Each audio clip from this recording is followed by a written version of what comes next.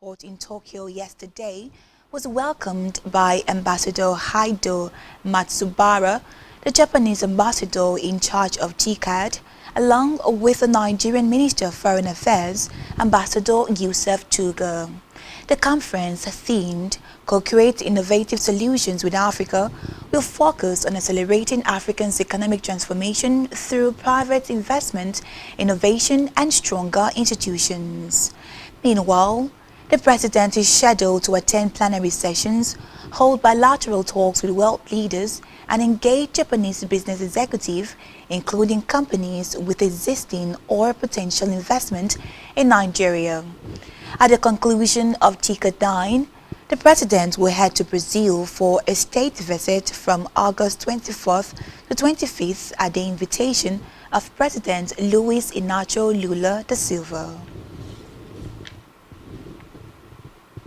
In the meantime, President Bola Tinubu has commissioned a 40,000 cubic meters liquefied petroleum gas LPG vessels christened MT Yaloja in Ulsan, South Korea to deepen LPG availability and affordability. The President at the commissioning said that Nigeria is poised to deliver clean and sustainable energy solutions not just in the country, but also across Africa and beyond. Represented by the Minister of State for Petroleum Resources, the President lauded the partners for their technical excellence and unwavering dedication to expanding Africa's role in the global clean energy value chain.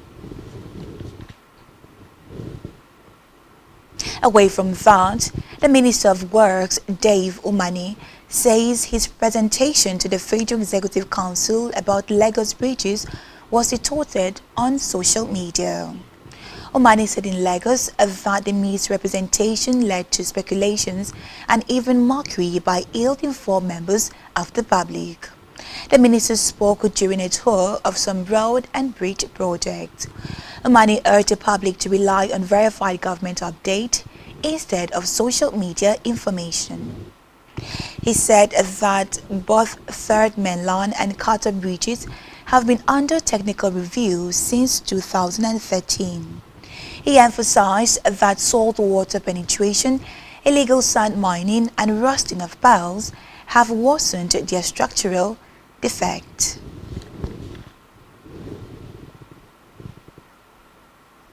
We move now to electoral matters, where the Independent National Electoral Commission (INEC) has announced that a total of 69,376 Nigerians pre-registered online within the first 7 hours of its nationwide continuous voter registration (ZVR), which commenced yesterday.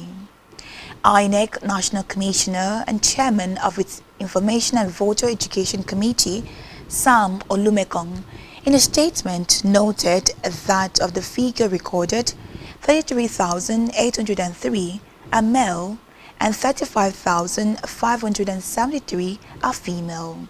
He also added that young Nigerians between the ages of 18 and 34 account for 48,000 of the new registrations. Olumekong explained that the registration portal will remain open round the clock throughout the exercise. He also revealed that INEC will commence the in-person registration option on August 25, 2025 at the Commission's 811 state and local government offices nationwide. The Commission, however, assured that transfer of voter details across state as well as replacement of lost or damaged voters' cards would be permitted during the CVR. Let's move now to education, where the Joint Admissions and Matriculation Board (JAM) has said it was investigating the results of 6,458 candidates who wrote the 2025 Unified Tertiary Matriculation Examination (UTME) for alleged involvement in high-tech cheating. The JAM Registrar, Professor Isaac Oluyede, announced this during the inauguration of a special committee to investigate cases of technology-driven malpractice detected during this year's UTME. The JAM Registrar decried the rising sophistication of examination fraud aided by operators of accredited computer-based test centers across the country.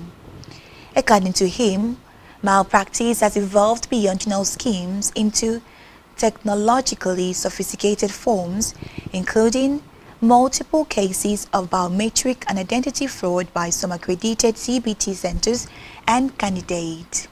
The registrar stressed the need for urgent action to protect the credibility of the nation's examinations.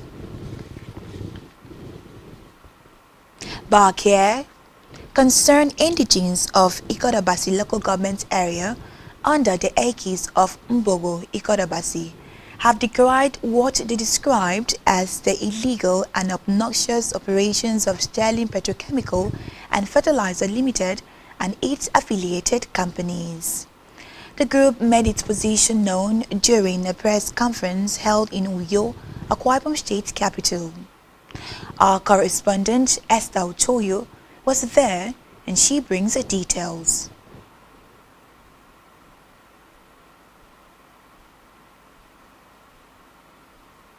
Said that Sterling Petrochemicals and Fertilizer Limited (SPFL) has commenced permanent barricade blocking access road to communities and farmlands in Ikot-Abasi. He noted that the company has acquired lands illegally and carried out activities such as unsafe waste disposal, pollution of farmlands and waterways, as well as exploitation of local labor without fair compensation. The audacious effrontery of attempting to put up a gate on a public highway and our major access to the Atlantic coastline is most unacceptable and condemnable by the people of Ikorabasi, and we will resist it vehemently.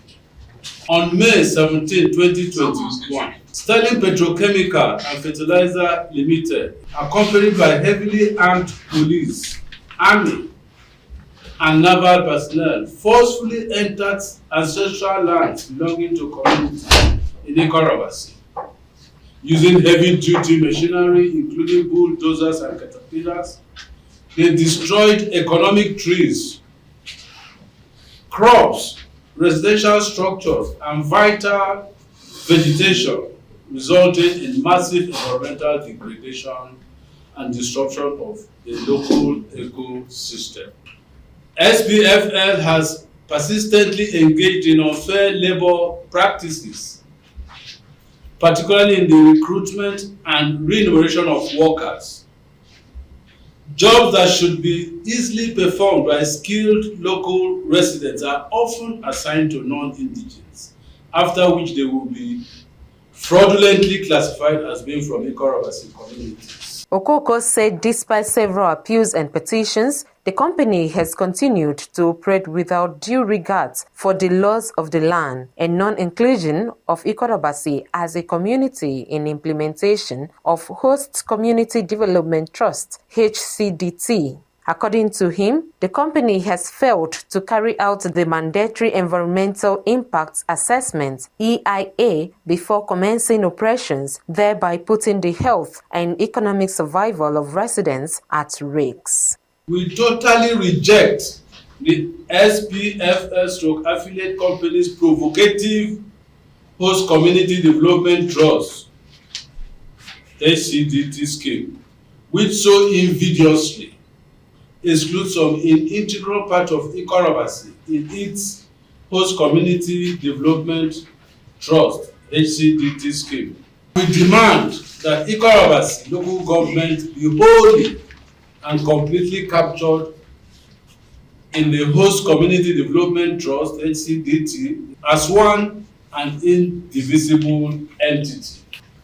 Despite our letter dated 9th March 2022, the company has refused to conduct and submit any environmental impact assessment (EIA) as required by law before commencing operation in Ikorobasi lands. While responding to questions from journalists, Barrister Uweme, former chairman Ikorobasi, called on the state governments and relevant regulatory agencies to immediately investigate the activities of Sterling Petrochemical and Fertilizer Limited and their affiliate companies with a view to sanctioning the company and compelling it to comply with global best practices. You must have heard in this state our state governor, expressing his displeasure over the way and manner Sterling Global is encroaching on the state land. He was referring specifically to Ikorobasi,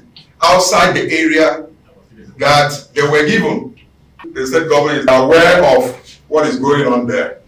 But as the people who are directly impacted, we have to come before the whole world to give that company notice that henceforth we are not going to be looked at as being docile any longer, and so that they have to sit up. Mboki Ikorobasi is an apex social-cultural organization and mouthpiece of the people of Ikorobasi local government area. Present at the conference were former National Assembly member Dr. Akpanumo, former leader of council Ufok Frank, Oko Achibong, and former secretary of council Ntia Thompson, among others. Esther Otoyo, Spectrum News.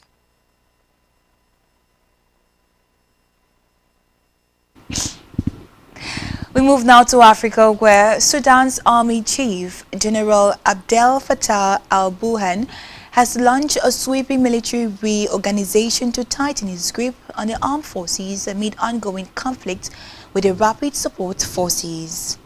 Burhan also made key leadership changes within the military, appointing a new Inspector General and Air Force Chief, while returning General Mohammed Othman as Chairman of the Joint Chief of Staff. The move follows the retirement of senior officers and is seen as an effort to reinforce its control over Central and Eastern Sudan, even as fierce clashes continues in the West.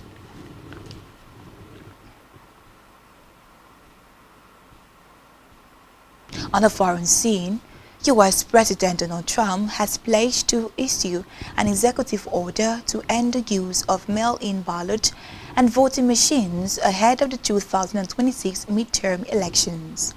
According to reports, Trump also urged Republicans in states, including Texas and Indiana, to withdraw congressional districts to increase the likelihood of a Republican candidate being elected. This comes after a meeting with his Russian counterpart in which Trump said Vladimir Putin agreed with him on ending mail-in balloting.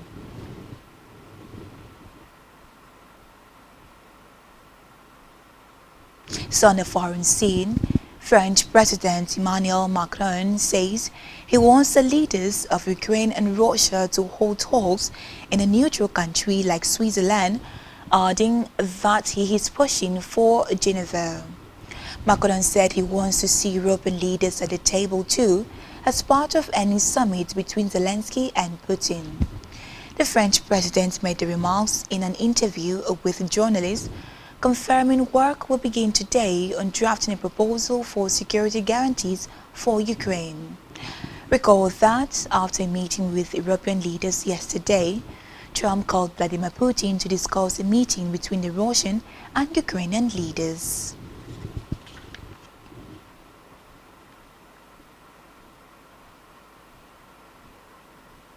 Still to come in the news. Lucas Mecha's penalty secures 1-0 win for Leeds over Everton in Premier League game. Stay tuned for details of this in just a moment.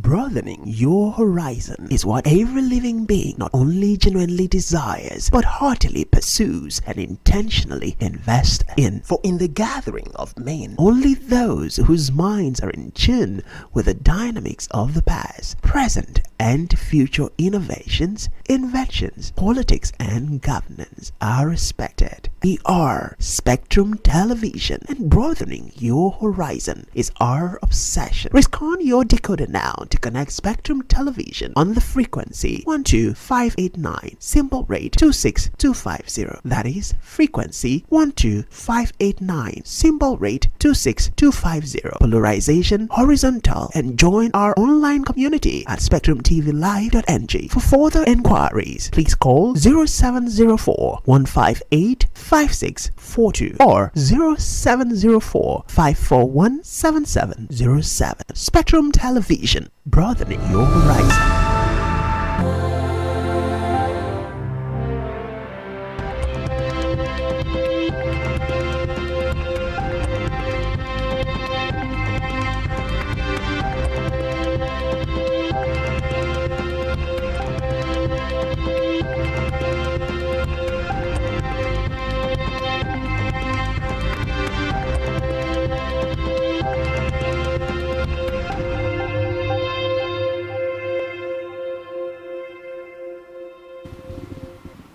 If you're just joining us, this is Spectrum News at 10. Let's move now to a business scene where Nigerian currency, Naira, starts the new week on a weak note as it's traded at 1,533 per dollar at the Nigerian foreign exchange market, domiciled on the Central Bank of Nigeria's website, compared to 1,532 per dollar on Friday, indicating a 0.0% dip. The exchange rate touched an intraday high of 1,535 per dollar, and the lowest rate for the day was 1,532 per dollar amidst rising external reserves, which stood at $40.7 billion as of last Wednesday at the parallel market. It also closed at 1,542 per dollar, stronger than the average from last week, which was 1,545 per dollar. On a health news, The United Nations Children's Fund, UNICEF, has warned of an impending humanitarian crisis in Nigeria following a major funding shortfall that threatens critical health, nutrition, education, and water projects across the country. Speaking in Maiduguri during the 2025 World Humanitarian Day commemoration, the UNICEF Chief of Maiduguri Field Office, Francis Butachi, disclosed that the organization had received only $95 million out of the $255 million required for this year's operations, leaving a $160 million gap, a 67% shortfall. Butichi lamented that many communities in the Northeast are already grappling with floods and shrinking services in internally displaced persons camps. He also added that UNICEF calls on all Nigerians to get involved in local humanitarian efforts, whether through donations, volunteering, or advocacy. Still in health, maternal and reproductive health experts have described unsafe abortion as a silent killer of women in the country, blaming poverty, ignorance, and Nigerians' restrictive abortion laws for the growing number of preventable deaths. The experts lamented that at least 40% of maternal deaths in the country were linked to abortion-related complications, many of which occurred outside proper medical facilities. The gynecologists therefore called for urgent reforms, including the decriminalization of abortion under specific conditions, expansion of access to family planning services, and the provision of free maternal health care. They noted that criminalizing abortion does not reduce its occurrences, but only makes it more dangerous, especially for poor women who lack access to safe alternatives. Let's move now to sports, where Leeds United claimed a narrow 1-0 victory over Everton at Mainland Road, with Lucas Meches scoring the decisive goal from the penalty spot in the 84th minute. The sport kick was awarded after James Tarkowski handled the ball in the box, giving Leeds the breakthrough they had been pressing for. Both sides created chances throughout the match but failed to convert. Meanwhile, despite 8 minutes of added time, Everton could not find an equalizer. Still in sport, Nigeria international Ademola Lookman is now set to remain with Atlanta heading into the 2025 and 2026 season. According to report, Lookman could be available for new head coach Ivan Jurek as early as the Bergamo side Serie A season opener this weekend against Pisa. Furthermore, Inter, who were strongly linked as favourites to sign Lookman, have officially communicated their decision to Atlanta to pull out of the race for the Nigerian forward. On entertainment news, Afrobeat singer Femi Anikulapo Kuti has completed 24 shows in 1 month during his tour of Canada and the United States. The feat, which was shared in a social media post by his Grammy-nominated son, made Kuti hail his father for continuing to push the boundaries of his stagemanship even at 63 years old. Recall that the tour comes off after the recently released album on April 25, 2025. And that's all we have for you at this time. Do ensure to follow us on social media, subscribe to our YouTube channel, all of which you can find on our website, spectrumtvlive.ng. You have been watching Spectrum News at 10. I am Emedion James. Enjoy the rest of your day and thank you for watching.